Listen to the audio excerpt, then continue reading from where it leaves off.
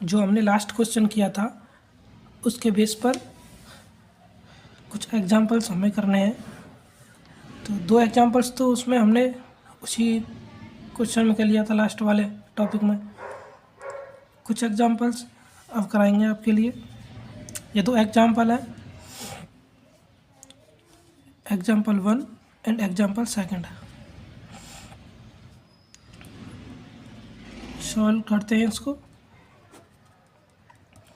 पहले तो फर्स्ट वाले को करते हैं। हमें दिया हुआ है z इक्वल्स टू एक्स की पावर y और हमें फाइंड करना है del z upon del x and del z upon del y. तो फर्स्ट हम क्या करेंगे, हम करेंगे del z upon del x find करेंगे, इसको फाइंड करेंगे। तो इसको फाइंड करने के लिए हमें क्या करना होगा, इसको फाइंड करने के लिए हमें करना होगा partial differentiation with respect to x. यानी एक बार हमें एक्स के साथ फाइंड करना है, एक बार वाई के साथ फाइंड करना है। तो फर्स्ट हम एक्स के साथ फाइंड करते हैं। तो इसका डिफरेंशिएशन क्या होगा, del z upon del x is equals to, क्योंकि एक्स की पावर एन का फॉर्मूला मैंने क्या बताया था, एक्स की पावर एन का एन एक्स की power n minus one, n x की power n minus one d upon d x. यदि आपने फार्मूला याद नहीं किए तो आप उनको याद कर लें एक बार, देन आगे सॉल्व करें। इस फार्मूला को इसमें पुट का, इस फार्मूले से इसको सॉल्व करने पर आता है y एक्स की पावर y माइनस वन। तो ये तो हो गया हमारा x के रेस्पेक्ट में पार्शियल डिफरेंशिएशन। ना अब हम करेंगे y के रेस्पेक्ट में पार्शियल डिफरेंशिएशन। y के रेस्पेक्ट में करने के लिए हमें क्या करना होगा, सेम प्रोसेस रहेगी। हाँ, यहाँ पर लिखते हैं partial differentiation with respect to y, partial differentiation with respect to y। Now del z upon del y is equals to, चूँकि हमारा जो क्वेश्चन है उसमें दिया है z is equals to x की पावर y। अब हमने बोला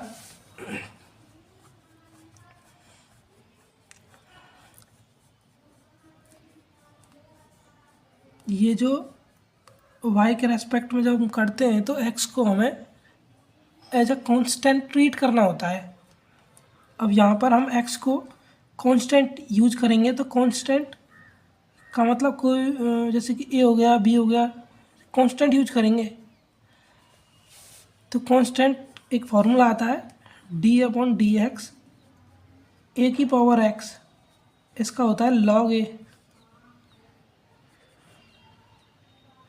इसका क्या होता है, ए की पावर x का होता है log a।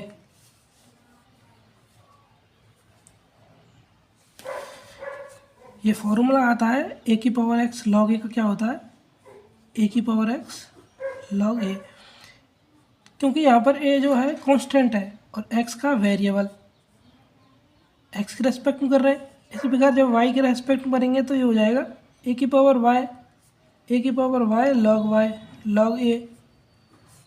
तो हमें क्या करना है, इस फॉर्मूले को उसमें पुट करना है। फॉर्मूले के बेस पर यहाँ पर a की पावर y क्या है, यानी x की पावर y log a क्या है यहाँ पर x। तो इस प्रकार हमने del z upon del y भी निकाल लिया। तो हमारा ये क्वेश्चन सॉल्व हो गया, फर्स्ट क्वेश्चन सॉल्व हो गया अपना। अब आता है अपना सेकंड क्वेश्चन। सेकंड क्वेश्चन दिया हुआ है, सेकंड क्वेश्चन में क्या बोल रहा है वो, सेकंड क्वेश्चन की बात करें यहाँ पर करते हैं इसका क्वेश्चन नंबर सेकंड, इसका सॉल्यूशन, सेकंड का सॉल्यूशन। यहाँ पर u इज इक्वल्स टू क्या दिया हुआ है, 10 की पावर x cos y।